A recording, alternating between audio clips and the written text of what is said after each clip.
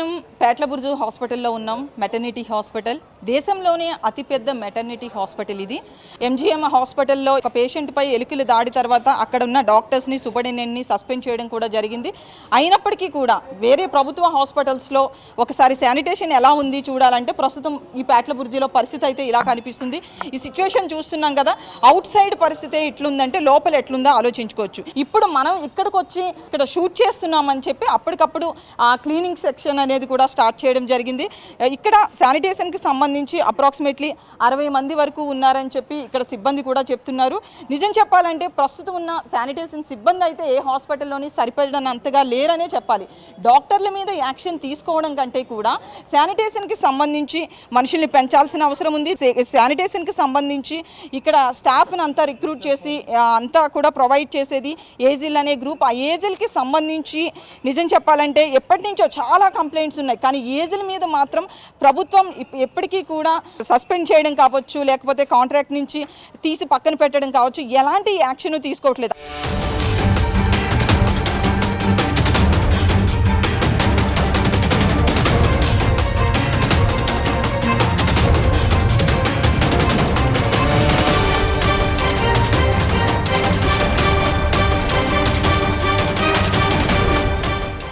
పేట్లబుర్జు maternity హాస్పిటల్లో water తీసుకుంటున్న place ఒకసారి మనం చూస్తే ఎట్లుందో చూడొచ్చు. లాస్ట్ కొన్ని ఇయర్స్ నుంచి కూడా ఇది ఇట్లే ఉంది.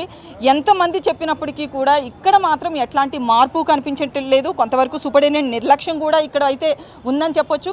అనే హాస్పిటల్ నీట్నెస్ ఎట్లుంటుంది ఇక్కడ మేడం ఒక మాట చెప్పాలంటే ఇక్కడ పబ్లిక్ వచ్చేటోళ్ళకు ఫెసిలిటీ లేదు మేడం. ఇంకోటి ఇక్కడ పబ్లిక్ వస్తారు కదా, వాళ్ళకు ఒక ఫ్యాను, ఒక కూర్చోడానికి ప్లేసు, ఓన్లీ పార్కింగ్. ఇది ఇక్కడ మొత్తం చెత్త చదవడం. ఇంకా మన గవర్नमेंट केसीआर गवर्नमेंट అయితే ఇంకా చాలా బేగార్ गवर्नमेंट ఉన్నది. ఇది टॉयलेट जाए तो 10 रुपये मांग रहा, तो पानी का सुविधा नहीं, हर जगह पैसा लग रहा हो, कुछ भी ये नहीं है सुविधा. అది టాయిలెట్కి వెళ్ళడానికి కూడా ఒక 10 రూపీస్ తీసుకుంటున్నారు. 10 రూపీస్ తీసుకుని కూడా కనీసం క్లీన్గా ఉండదు అని చెప్తున్నారు. అన్న చెప్పన్న. अम्मा मैडम ऊपर जो है पूरा पंखे नहीं है, कुछ भी नहीं है. गर्मी में लेके आके डिलीवरी हुई तो पैसे पूछ रहे हैं. एक बच्चा हुआ तो 2000 रुपये दियो, बंडी पे लेके गए तो 100 रुपये दियो, और किसको भी अंदर जाना है तो 100 रुपये दियो, 200 रुपये दियो, 300 रुपये दियो कर रहे हैं. हर बात को पैसे ले रहे हैं. क्या है गवर्नमेंट ऐसी रहती है. హాస్పిటల్ లోపల ఎలా ఉంది? లోపల నీట్గా ఉందా? नहीं है, कुछ भी नहीं है, पंखे नहीं है, कुछ भी नहीं है. इतना गंदा रहता, स्मेल इतनी आती है. अंदर कचरा उचरा पूरा वैसे ही पड़ा हुआ रहता. खाना खाते वहीं डाल देते. पूरा वो गंदगी साफ नहीं करते. అమ్మ ప్లేస్ అంతా ఇలా ఉంది, ఇంకా తప్పట్లేదా వాటర్ పట్టుకోవడం? తప్పలేదమ్మా, ఏం చేస్తాము, రాని పరిస్థితి. మా పల్లెటూరుకి వెళ్ళి ఇక్కడ వచ్చినాం. ఇక మాకు తప్పదు, మేము ఆపరేషన్ చేయించుకొని, పెద్ద ఆపరేషన్ చేయదు మా కోడలికి.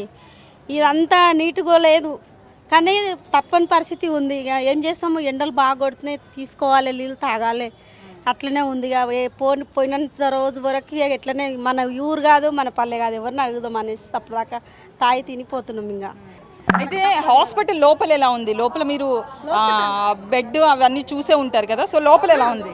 బాత్రూమ్ కూడా మంచిగా ఉండదు, ఏడున్న చెత్త అనే ఉంటుంది. పేషెంట్ కూడా లోపల రానియరు అసలుకి. పేషెంట్ దగ్గరికి ఎవరైనా పోవాలనుకుంటే కూడా పైసలు ఇస్తేనే లోపలికి పంపిస్తారు, లేకుంటే పంపించరు. అక్కడ వాష్రూమ్లో ఒకటేనా లోపల? ఇంకా బెడ్ కావచ్చు, ఇవన్నీ బాగానే ఉన్నాయా లేదా? బెడ్ కాడ కూడా ఇప్పుడు మన చిన్న చిన్న పురుగులు ఉంటాయి కదా మేడం, ఆ బొద్దింకలు కూడా ఉంటాయి. అట్లకి ఇప్పుడు మనం ఇట్లా బ్యాగ్ పెట్టుకోవాలన్నా కూడా ఆ బొద్దింకలు ఆ బ్యాగులలో పోతే అని భయం కూడా ఉంటుంది మేడం. మాకైతే చాలా గలీజ్ ఉంటుంది మేడం. మీరు చెప్తారా వాళ్ళకి బొద్దింకలు ఉన్నాయి, ఎలకలు ఉన్నాయని? మేమేం చెప్పినాం, మేమేమైనా చెప్పినాం అనుకో, మామిడికాయ వేసి నువ్వు వచ్చి చూస్తున్నావా అని ఇట్లా మాట్లాడతారు మేడం. మేమేం చెప్పలేదు మేడం. అమ్మ ఇంకా హాస్పిటల్ లోపల బొద్దింకలు కానీ, ఎలకలు, దోమలు అన్నీ ఉన్నాయా? ఎలక్కాలు అయితే కనిపిస్తలేదు, ఒక్క దోమ లేదు. అంత మంది ఒకటి బాత్రూమ్ రాంగ్ ఉంది మేడం, ఏం రాంగ్ లేదు, అంత కరెక్ట్ ఉంది. బెడ్లు గిడ్లు అని కరెక్ట్, ఒక బాత్రూమ్ కరెక్ట్. అదొకటి తప్పు మాది. ఒక మనిషి పోయిందంటే ఇంకొక మనిషి నీళ్ళు పోసిరాదా? వాళ్ళు పోయాలంటే ఎంతమంది వేల లక్షల మంది చేయాలని చేస్తారా? వాళ్ళు కూడా మనుషులే కదా, వాళ్ళు గాడిదలా? మనకు సిగ్గు లేదు, మాకు పబ్లిక్ సిగ్గు లేదు మేడం.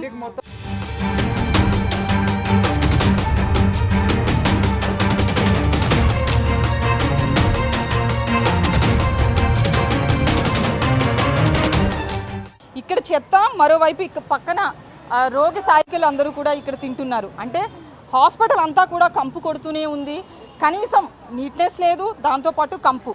సో దోమలు, ఈగలు అన్నీ మనం ఒకసారి ఆ విజువల్స్లో కూడా చూస్తున్నాం కదా. నిజం చెప్పాలంటే ఇక్కడ రోగి సాయకులుగా వచ్చిన వాళ్ళు కూడా కొంతవరకు చెత్త ఎక్కువగానే వేస్తున్నారు, కానీ దాన్ని తీసి మళ్ళీ తరలించాల్సిన బాధ్యత అయితే మాత్రం శానిటేషన్ సిబ్బంది మీద ఉంది. కానీ వాళ్ళంతా కూడా పెద్దగా పట్టించుకోవట్లేదు అనడానికి మనకి ఇక్కడ కనిపిస్తున్న విజువల్ కనిపిస్తుంది. సో దీంతో పాటు ఇతర హాస్పిటల్లో కూడా సిచ్యువేషన్స్ ఎలా ఉన్నాయి, ముఖ్యంగా అక్కడ శానిటేషన్కి సంబంధించి ఎలా ఉందో చూద్దాం.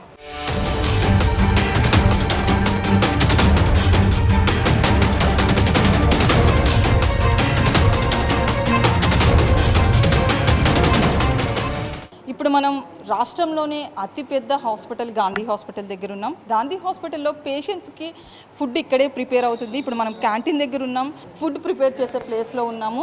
ఈ పక్కన ఒకసారి మనం లెఫ్ట్ సైడ్ చూద్దాం. ఇదంతా కూడా ఈ ఫుడ్ ఎక్కడైతే ప్రిపేర్ చేస్తున్నారో అక్కడే ఈ మొత్తం ఈ వాష్రూమ్ వాటర్ అంతా కూడా లీక్ అవుతుంది. ఒకసారి మనం వాటర్ అంతా చూడొచ్చు ఎట్లా లీక్ అవుతుంది అనేది. ఇటు నుంచే పేషెంట్స్ కూడా ఒక్కోసారి లోపలికి కూడా ఎంట్రీ అవుతుంటారు. సో ఇది ఇట్లా ఉంది కదా. క్యాంటీన్ దగ్గర చూద్దాం. డ్రైనేజ్ సిస్టమ్ సరిగ్గా లేదు. దాంతోపాటు ఒకసారి మనం క్యాంటీన్ లోపల పరిస్థితి కూడా చూద్దాం. అంటే ఇక్కడే ఇప్పుడు ఇక్కడ చూడొచ్చు ఒకసారి మనం ప్లేస్ ఎలా ఉంది అనేది. ఒకసారి ఇలాంటి ప్లేస్లో ఫుడ్ ప్రిపేర్ చేస్తున్నారు అంటే పేషెంట్స్కి పైగా కొంతమందికి పోస్ట్ ఆపరేటివ్లో ఉన్న ఆపరేషన్ తర్వాత కొంతమంది హాస్పిటల్లో ఇదే ఫుడ్ తింటారు. వాళ్ళందరికీ కూడా ఇన్ఫెక్షన్స్ సోకే అవకాశం కూడా ఉంది. ముఖ్యంగా ఆపరేషన్ తర్వాత పేషెంట్స్ అందరికీ కూడా చాలా నీట్గా ఉన్న హైజెనిక్తో ఉన్న ఫుడ్ ఇవ్వాల్సి ఉంటుంది. కానీ అలాంటి ఫుడ్ ఎక్కడ తయారు చేస్తున్నారో ఒకసారి మనం చూస్తున్నాం కదా. మొత్తం సిస్టమ్ అంతా ఎట్లా ఉంది అనేది ఒకసారి ఇక్కడే డ్రైనేజ్ వాటర్ లీక్ అవుతూ ఉన్న ప్లేసు మొత్తం అసలు ఒకసారి చూస్తే ఈ ప్లేస్లో ఉన్న ఫుడ్ ప్రిపేర్ అవ్వడం అనేది చూస్తే ఎవరూ కూడా నోట్లో పెట్టుకోలేని పరిస్థితి. ఫుడ్ ఉన్న ప్లేసే ఇలా ఉంది అంటే హాస్పిటల్ లోపల ఎలా ఉందో కూడా మనం ఒకసారి అర్థం చేసుకోవచ్చు. పూర్తిగా ఈ డ్రైనేజ్ సిస్టమ్ అనేది కొన్ని సంవత్సరాల నుంచి నీట్గా లేని పరిస్థితి. ఇది ఓన్లీ ఒక నెల 2 నెలల క్రితం పరిస్థితి కాదు. సమ్మర్లోనే ఈ ప్లేస్ అంతా కూడా ఇలా ఉంది అంటే మనం ఒకసారి రైనీ సీజన్లో, ముఖ్యంగా రైనీ సీజన్లో ఎక్కడ పడితే అక్కడ వాటర్ వస్తూ ఉంటుంది. రైనీ సీజన్లో ఎలా ఉంటుందో మనం ఒకసారి ఊహించుకోవచ్చు. గిన్నెలు కడిగే ప్లేస్ కూడా మనం ఒక బాసిల్ తోమే ప్లేస్ చూస్తున్నాం కదా ఎలా ఉంది అనేది.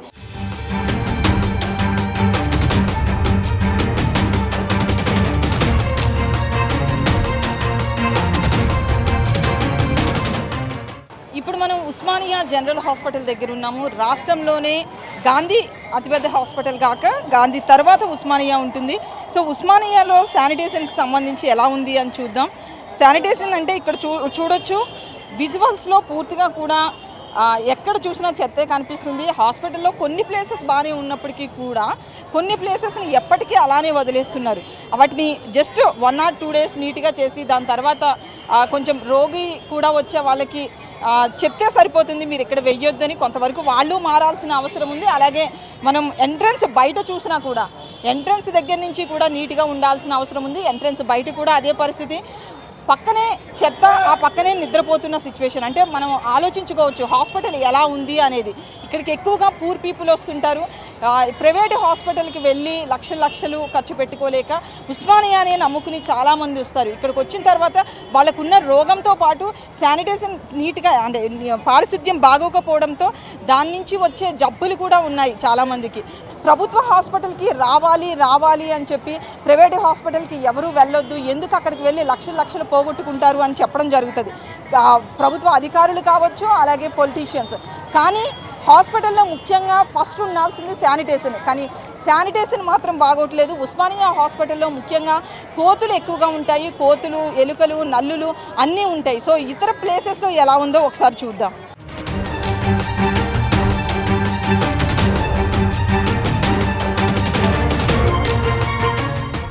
ఉస్మానియాలో కులీ కుతుబ్షా బిల్డింగ్ దగ్గర ఉన్నాం. ఇక్కడ చూడొచ్చు నా లెఫ్ట్ సైడ్ అంతా కూడా శానిటేషన్కి సంబంధించి చెత్త క్లీన్ చేసి పెట్టారు. కానీ ఇక్కడ అలాగే బ్యాగ్స్ వదిలేసారు. ఈ బ్యాగ్స్ ఎప్పుడు తీసుకెళ్తారు అనేది వాళ్ళకే తెలియాలి. ఇది ఒకరోజు చెత్త అని కూడా మనం చెప్పడానికి లేదు. చెత్త దగ్గరే కొంతమంది పేషెంట్స్ కూడా వచ్చిన వాళ్ళు కూడా ఇక్కడే ఈ చెత్త దగ్గరే కంపు కొడుతున్న ప్లేస్లో ఉంటున్నారు. సో ఈ చెత్త పక్కనే కూర్చున్న వీళ్ళతో ఒకసారి మాట్లాడదాం. అమ్మ, మీ పేరు ఎక్కడి నుంచి వచ్చారు? మేము ఊరికి మహబూబ్నగర్కి వెళ్ళి వచ్చినాం. మా నాన్నకు బొక్కి ఇరిగింది, అందుకే వచ్చినాం. లోపల ఉన్న లోపల ఓనిస్తలేరు, అందుకే ఇక్కడ కూర్చున్నాం. అమ్మ చెత్త పక్కనే కూర్చున్నావు, ఇక్కడే ఈగలు దోమలు అన్నీ ఉన్నాయి, చిన్న బిడ్డతో కూడా కూర్చున్నావు, ఎలా అనిపిస్తుంది? అంత వాసన ఉంది, ఇంకా తప్పదు కదా కూర్చోవాలని. మా ఒళ్ళు ఉన్నారని ఇక్కడ కూర్చున్నాం. ఎలా ఉంది హాస్పిటల్? మంచిగానే ఉంది లోపల అయితే, ఇక్కడే ఇట్లుంది. చాలా హాస్పిటల్స్ మీరు చూస్తూ ఉంటారు, సో ప్రభుత్వ హాస్పిటల్స్లో నీట్గా ఉందా లేదా? ఉంది మేడం, ఉంది. ఇక్కడే జర కొంచెం ఇక్కడ వాసన ఉంది, ఇక్కడ బయట ఇక్కడ ప్లేస్ లేక ఇక్కడ కూర్చున్నామండి. లోపలైతే బాగానే ఉంది. ఇక్కడే తింటారా? లేదు, అక్కడ బయటికి వెళ్తుంటాం, కలిసి కూర్చున్నాం అంతే. అది హాస్పిటల్స్ లోపల కొంతవరకు బాగానే ఉన్నప్పటికీ కూడా నిజం చెప్పాలంటే లోపల బెడ్స్లో నల్లులు దోమలు దాంతోపాటు బొద్దింకలు చిన్నవి ఉండడం అనేది కామన్గానే చాలా హాస్పిటల్స్లో, ప్రభుత్వ హాస్పిటల్స్లో 90% హాస్పిటల్స్లో ఇలాగే ఉంటాయి. ఇలా చెత్త, దాంతోపాటు హాస్పిటల్ లోపల కూడా నీట్గా ఉండదు. కోట్లాది రూపాయలు శానిటేషన్కి ఖర్చు పెడతారు, కానీ అక్కడ సిబ్బందిని తక్కువగా పంపించడం జరుగుతుంది. సో ఏజిల్ గ్రూప్ వెనకాల ఎవరున్నారు? పొలిటికల్ పీపులే ఉన్నారు, ముఖ్యంగా కేసీఆర్ కుటుంబానికి సంబంధించిన వాళ్ళు ఉన్నారు అని చెప్పి కూడా కొంతవరకు రూమర్స్ అయితే ఉన్నాయి. సో ఏజిల్ గ్రూప్ మీద సస్పెన్స్ చేస్తారా లేదా అనేది కూడా చూడాల్సింది.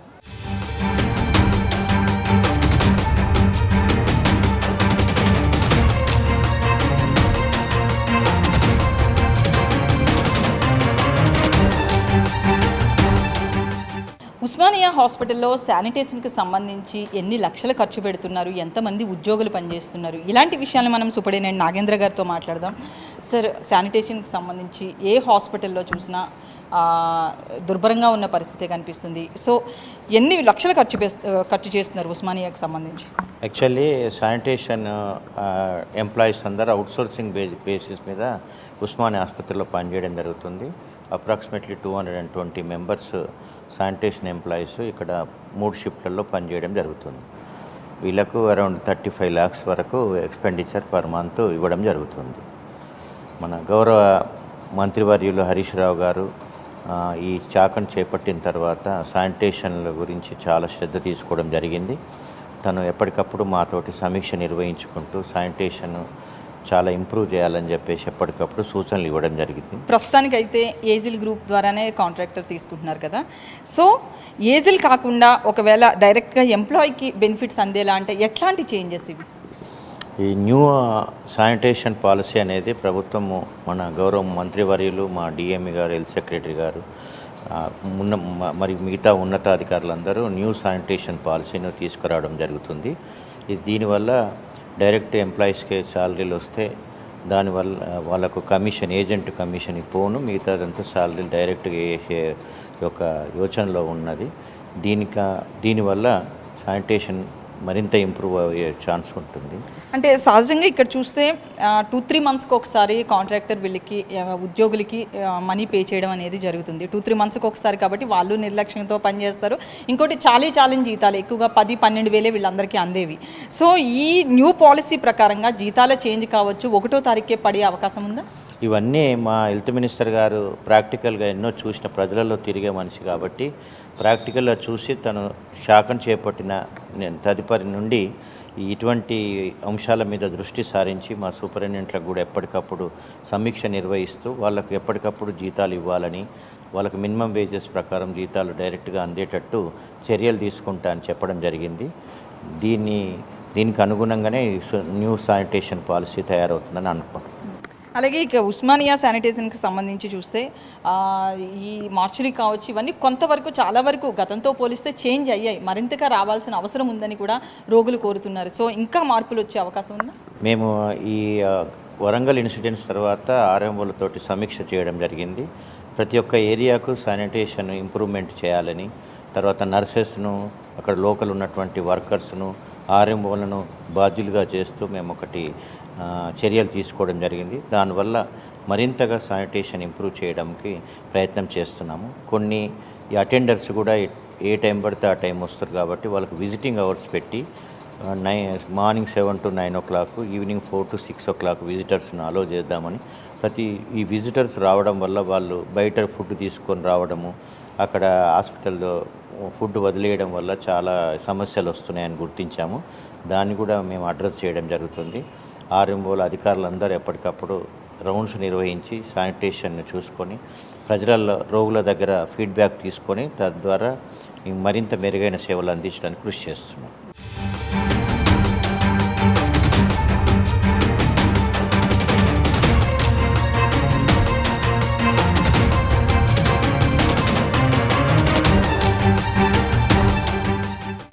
అప్రాక్సిమేట్లీ 200 కోట్ల రూపాయలు ఏటా శానిటేషన్ అండ్ సెక్యూరిటీకి సంబంధించి ఖర్చు చేస్తుంది ప్రభుత్వం. కానీ కోట్లు ఖర్చు పెడుతున్నా కూడా ప్రభుత్వ హాస్పిటల్లో శానిటేషన్ నీట్గా లేదు. సో దీనికి సంబంధించి మనం ఒకసారి ఎంత ఖర్చు పెడుతుంది, రాబోయే పాలసీ ఎలా ఉండబోతుంది, ఇలాంటి విషయాలు మనం డిఎంఈ రమేష్ రెడ్డి గారితో మాట్లాడదాం. సార్, కోట్లాది రూపాయలు ఖర్చు పెడుతున్నప్పటికీ కూడా ఏ హాస్పిటల్ చూసినా ఇన్సైడ్ కావచ్చు అలాగే అవుట్ సైడ్ కావచ్చు హాస్పిటల్స్ నీట్గా ఉండట్లేదు, ఎందుకంటారు? చూడండి, ముఖ్యంగా మనం అర్థం చేసుకోవాల్సింది ఏంటంటే గవర్నమెంట్ హాస్పిటల్స్కి మీరు చూసే ప్రైవేట్ సెటప్ హాస్పిటల్స్కి చాలా వ్యత్యాసం ఉంటుంది. ఇక్కడ మనం పేషెంట్లని రెస్ట్రిక్ట్ చేసేది ఉండదు కనుక మా దగ్గర ఉన్న బెడ్ స్ట్రెంత్ కంటే కూడా ఎప్పుడు కూడా ఎక్కువ మందే పేషెంట్లు అడ్మిట్ అయి ఉంటారు. అంటే ఒక్కొక్క పేషెంట్ ఎంబడి దగ్గర ఒక 4 నుంచి 6 మంది ఆన్ యావరేజ్ అటెండర్స్ ఉంటారు. వీళ్ళందరూ కూడా ఆ హాస్పిటల్ పరిసర ప్రాంతాలనే కానివ్వండి వార్డులలో రెగ్యులర్గా అక్కడనే తిరుగుతూ ఉంటారు. సో మనం అర్థం చేసుకోవాల్సిన విషయం ఏంటంటే ఇక్కడ పేషెంట్సే కాదు, పేషెంట్స్తోని వచ్చేసి ఎవరైతే అటెండర్స్ సిబ్బంది కూడా ఉంటారో వీళ్ళది కూడా తాకిడి చాలా ఉంటుంది హాస్పిటల్కి. ఇదే పేషెంట్ని, ఇదే రోగికి సాయకులుగా ఉండే వాళ్ళని ప్రైవేట్ హాస్పిటల్కి తీసుకెళ్తే అక్కడ నీట్గానే ఉంటారు వాళ్ళు. నిజం చెప్పాలంటే స్పిట్ చేయడం కావచ్చు, లేదా తిన్న ప్లేట్లు అక్కడ పడేయడం కావచ్చు, అవన్నీ అక్కడ చేయరు. కానీ ప్రభుత్వ హాస్పిటల్లో వచ్చేటప్పటికి చేస్తారు. అంటే సెక్యూరిటీ సరిగ్గా లేకే కదా. సెక్యూరిటీ అనే క్వశ్చనే కాదండి. ఇప్పుడు ఈ సెక్యూరిటీ అన్నంత మాత్రాన కాదు, ప్రతి ఒక్కరు కూడా ఇది మా హాస్పిటల్, మాకు ఇక్కడ ట్రీట్మెంట్ జరుగుతుంది, మా పేషెంట్ ఇక్కడ వస్తున్నాడు కనుక మాకు పరిసర ప్రాంతాలు శుభ్రంగా ఉండాలన్నది ఈ ఆలోచన ప్రతి ఒక్కరికి కూడా రావాల్సిన అవసరం ఉంది. ఇప్పుడు మా దగ్గర శానిటేషన్ వాళ్ళు క్లీనింగ్ చేస్తుంటారు, మీరు కూడా హాస్పిటల్కి వెళ్ళినప్పుడు క్లీన్ చేస్తుంటారు. అంటే ఒక 100 మందికి చేయవలసింది 400 మందికి అదే పద్ధతిలో క్లీన్ చేయాలంటే అందులో కొద్దిగా మనకు డెఫిషియన్సీ కనిపిస్తుంది. అయినా కానీ నిజంగా అప్రిషియేట్ చేయాలి, మన అన్ని హాస్పిటల్లో కూడా కంటిన్యూస్గా ఎవరైతే ఈ ఫుడ్ లెఫ్ట్ ఓవర్స్ ఉంటాయో ఇవన్నీ కూడా క్లీన్ చేస్తున్నారు. కానీ ఎక్కడ లోపం వస్తుందంటే ఇది విపరీతంగా పేషెంట్ అటెండర్స్ అక్కడనే వచ్చి తిని భోజనం చేసి ఆ డబ్బాలనే వేసేసి వీటి వల్ల ఈ కాక్రోచెసే కానివ్వండి, రాడెంట్స్ కానీ ఇటువంటివి వస్తున్నాయి. వీటికి కూడా మేము ఈ కొత్తగా ఇప్పుడు కొత్త పాలసీ వచ్చింది శానిటేషన్ది, దీంట్లో ఇంకా కూడా ఎఫెక్టివ్గా ఇవన్నిటి కూడా కంట్రోల్ చేయాలి అనే ఆలోచనతో ఉన్నాం. 1 వీక్ అయినా కూడా ఆ చెత్త అక్కడే కనిపిస్తుంది, దానికి ఏమంటారు? 1 వీక్ అయినాక చెత్త అక్కడ ఉందన్నది నేనైతే ఒప్పుకోనండి. ఎందుకంటే నేను ఇప్పుడు గాంధీ హాస్పిటల్కి పోయాను, ఉస్మానియా, అన్ని హాస్పిటల్స్ తిరిగి వచ్చాను. మీరు ఎక్కడనో ఒక కార్నర్లో ఎక్కడనో ఏదైనా ఉండిపోయి ఉంటే అది దాన్ని మీరు ఒక ఉదాహరణలాగా తీసుకోవద్దు. రూల్స్ ఉన్నాయో దానికి అనుగుణంగా హాస్పిటల్స్లలో మేము ఇంప్లిమెంట్ చేస్తాం కనుక అదే మాదిరిగా ఈ వేరే చెత్త ఉంటుందో అంటే పొడి చెత్త కానివ్వండి, ఈ ఫుడ్ పార్టికల్స్, ఇటువంటి వేరే సామాగ్రి ఏవైతే ఉంటాయో అటువంటి చెత్తను కూడా డైలీ వాళ్ళు మినిమం 3 times వార్డులకి షిఫ్ట్ చేస్తారు. ఐసీయూస్ అటువంటి దాంట్లో ఇంకెక్కువ టైం చేయాలి. కానీ దీన్ని ఎఫెక్టివ్గా చేస్తానికి మేము మొన్న ఈ ఇన్సిడెంట్ అయిన తర్వాత కూర్చొని మా కొలీగ్స్తో కూడా ఆలోచించిన తర్వాత అనుకున్నది ఏంటంటే ప్రతి దినము మార్నింగ్ లంచ్ బ్రేక్ఫాస్ట్ అయిన తర్వాత, మధ్యాహ్నం లంచ్ తర్వాత, నైట్ డిన్నర్ అయిన తర్వాత ముఖ్యంగా పేషెంట్ తిన్న పదార్థాలే ఉండొచ్చు, లేకపోతే పేషెంట్ అటెండర్లు కూడా అక్కడ ఎవరైనా తిన్నాయి ఆ డబ్బాలలో వేస్తారు కనుక వీటిని కంపల్సరీగా 1 గంట తర్వాత క్లీన్ చేయాలి. చేసినట్లయితే వార్డులలో ఈ ఇటువంటి పదార్థాలు ఉండయి, వీటన్ని కూడా మనం ప్రివెంట్ చేయగలుగుతాం. కానీ క్లీన్ చేయడం లేదు అన్నది మాత్రం కరెక్ట్ పద్ధతి కాదు. ఎక్కడనో ఒక తాన ఇంత పెద్ద హాస్పిటల్లో 4 ఎవరో బయట కూర్చొని తిని ఒక మూలకు కొన్ని ప్యాకెట్లు పడేసినంత మాత్రాన హాస్పిటల్ క్లీన్ చేయడం అన్నది కరెక్ట్ కాదు. అయితే ఎలుకలు, కోతులు, కుక్కలు, నల్లులు ఇవన్నీ కూడా హాస్పిటల్స్లో ఒక భాగం అయిపోయాయి, రోగులతో పాటునే ఉంటున్నాయి, దీనికి ఏమంటారు? నల్లులు, దోమలు, బొద్దింకలు అన్నదానికి ముఖ్యం, ఇవన్నిటికీ ఇంక్లూడింగ్ మీరు చెప్పే ఎలుకలు కూడా ముఖ్య కారణము ఈ అశుభ్రంగా పెట్టడమే కారణమండి. అవి ఎప్పుడు వస్తున్నాయి? మనము సమగ్రంగా ఇప్పుడు చెత్తబుట్టలు పెట్టాము, ఎక్కడ తిని ఉంటే తీసుకెళ్ళి ఆ చెత్తబుట్టలో పడేయాలి. కానీ బాత్రూమ్లలో పడేయడము, ఆ బాత్రూమ్ డ్రైన్లలో పడేయడము, లేకపోతే బయట పడేయడము, ఇవన్నిటి వల్ల వస్తున్నాయి. కరెక్ట్, అవన్నీ కరెక్టే. బట్ శుభ్రంగా ఉంచాల్సిన బాధ్యత కూడా అక్కడ శానిటేషన్కి కోట్లు ఖర్చు పెడుతున్నాం కదా. 100% శానిటేషన్ వాళ్ళు ఎంత చేయాలో మనం చేయగలుగుతున్నారు. కానీ దానికి అక్కడ వచ్చేవాళ్ళు కూడా వేరే మన పేషెంట్ అటెండర్స్ వీళ్ళందరూ కూడా తోడ్పడకపోతే ఎంతైనా కష్టమవుతుందండి. ఇప్పుడు ఒక హాస్పిటల్లో ఒక మన వార్డే ఉంది, వార్డులో ఆ చెత్తబుట్టలో వేసినట్లయితే వాళ్ళు ఇమీడియట్గా పోయి క్లీన్ చేసి బయట పడేస్తున్నారు. కానీ తీసుకెళ్ళి వీళ్ళు ఏం చేస్తారు, బాత్రూంలో పడేస్తారు. అది పడేసే పద్ధతి అది కాదు, అది మనం ఇళ్లలో చేస్తామా, చెయ్యం. కానీ ఇటువంటివి కొన్ని అందరం కలిసి చేసినట్లయితే శానిటేషన్ ఇంకా కూడా మనం బలోపేతం చేయగలుగుతాము. ముఖ్యంగా ఇప్పుడు కొత్త శానిటేషన్ పాలసీ ప్రకారము మనము ఒక వాళ్ళ ఇండివిజువల్ సిబ్బందికి కూడా ఏదైతే రెన్యూమినేషన్ వస్తుందో అది ఒక ఫిక్స్డ్ రెన్యూమినేషన్ కింద పెట్టాము. ఈ శానిటేషన్కి వాడవలసిన పదార్థాలు ఏవైతే ఉంటాయో, పెస్ట్ కంట్రోల్కి ఏవైతే దానికి ఒక అమౌంట్ అంటూ ఫిక్స్ చేసి ఒక 100 పడకలకు ఒక పారామీటర్ తీసుకొని ఫిక్స్ చేసి పెట్టాము. And we are trying to implement it in effective manner. ఇదే కాకుండా కొన్ని హాస్పిటళ్లలో చాలా మటుకు హాస్పిటళ్ళు 40 ఏళ్ళు 50 ఏళ్ళ కింద కట్టిన భవనాలు ఉన్నాయి కనుక అక్కడక్కడ కొన్ని డ్రైనేజ్ లీక్లే కానివ్వండి ఇటువంటివి ఉన్నాయి. ఇవన్నింటినీ కూడా సమగ్రంగా ఇవన్నింటినీ కూడా మేము ఎవాల్యుయేట్ చేపిస్తున్నాము. ఇవన్నీ కూడా we will try to rectify them. Sir, ఓవరాల్గా ఈ ప్రభుత్వ హాస్పిటల్స్ అనేవి అద్దంలా మెరిసే పరిస్థితి వస్తుందా రాదా, వస్తే ఎప్పటికి వస్తుంది? ముఖ్యంగా మా దగ్గర ఎవరైతే ఆర్ఎంఓస్ ఉంటారో ఈ ఆర్ఎంఓస్ని వాళ్ళని ఒక్కొక్క ప్రదేశాలకు ఒక్కొక్కరిని ఇన్ఛార్జ్ లాగా పెట్టి on regular basis daily basis మీద ఇవన్నీ చెక్ చేయాలి. హాస్పిటల్ సూపరింటెండెంట్స్ కానివ్వండి, ఆర్ఎంఓ సివిల్ సర్జన్ ఆర్ఎంఓస్ ఎవరైతే ఉంటారో వీళ్ళు కూడా అట్లీస్ట్ వారానికి 2 సార్లు హాస్పిటల్లో గ్రాండ్స్ రౌండ్స్ చేసి ఎక్కడెక్కడైతే ఇటువంటి ప్రాబ్లమ్స్ ఉంటాయో వాటిని రెక్టిఫై చేయడము. ఇంకొకటి ఏంటంటే దీనికి అనుగుణంగా కూడా ఏవైతే కొన్ని ఓపెన్ నాలాస్ ఉన్నాయో, డ్రైన్స్ మ్యాన్హోల్స్ ఉన్నాయో ఇటువంటివన్నిటిని కూడా క్లోజ్ చేపిస్తున్నాం. ప్లస్ కొన్ని పొటెన్షియల్ ఏరియాస్ ఉంటాయి. ఇవన్నీ చేసినాక కూడా ఇంత పెద్ద ప్రదేశం ఉంటుంది కనుక హాస్పిటల్లో అక్కడక్కడికెళ్ళి ఈ రాడెంట్స్ కానీ ఇటువంటి వచ్చే ఆస్కారం ఉంటుంది కనుక ముఖ్యంగా అవి హాస్పిటల్ వెంటిలేటర్స్ నుంచి అవిటి నుంచి ఎక్కువ వస్తున్నాయి. అవిటిని కూడా జాలీలు పెట్టిస్తున్నాం. ఇవన్నీ కూడా we are trying to do. Sir, finally ఒకటి చెప్పండి, హాస్పిటల్ నీట్గా లేదు అంటే అది ఏజిల్ గ్రూప్ తప్పనుకోవచ్చా లేకపోతే వైద్యులు తప్ప? హాస్పిటల్లో ఒక సంస్థ ఉంటుంది క్లీన్ చేపిస్తానికి. వాళ్ళు పని చేస్తుందా, కరెక్ట్గా పని చేస్తున్నారా లేదా అన్నది దాన్ని పర్యవేక్షించవలసిన అవసరం కూడా హాస్పిటల్ మేనేజ్మెంట్కి ఉంటుంది. అయితే మేనేజ్మెంట్ మీకు ఆల్రెడీ కంప్లైంట్ ఇచ్చింది, కంప్లైంట్ ఇచ్చినప్పటికీ కూడా డిఎంఈ పట్టించుకోలేదు, ఎలుకలు కొరికిన తర్వాత యాక్షన్ తీసుకున్నారా అంటున్నారు. డిఎంఈకి కంప్లైంట్ ఇవ్వడం ఏంటండి? సూపరింటెండెంట్ రౌండ్ చేసుకుంటారు, డైలీ పోయి చెక్ చేయాలి, ఆర్ఎంఓస్ పోయి చెక్ చేయాలి. మీకు ఎలాంటి కంప్లైంట్ ఎంజీఎం సూపరింటెండెంట్ని రాలేదా? మీకు ఏజిల్ గ్రూప్కి కానీ? నాకైతే సూపరింటెండెంట్ దగ్గరికి ఎటువంటి కంప్లైంట్ రాలేదు. అయినా కంప్లైంట్ డిఎంఈకి పెట్టడం అన్నది ఓ మూర్ఖత్వం.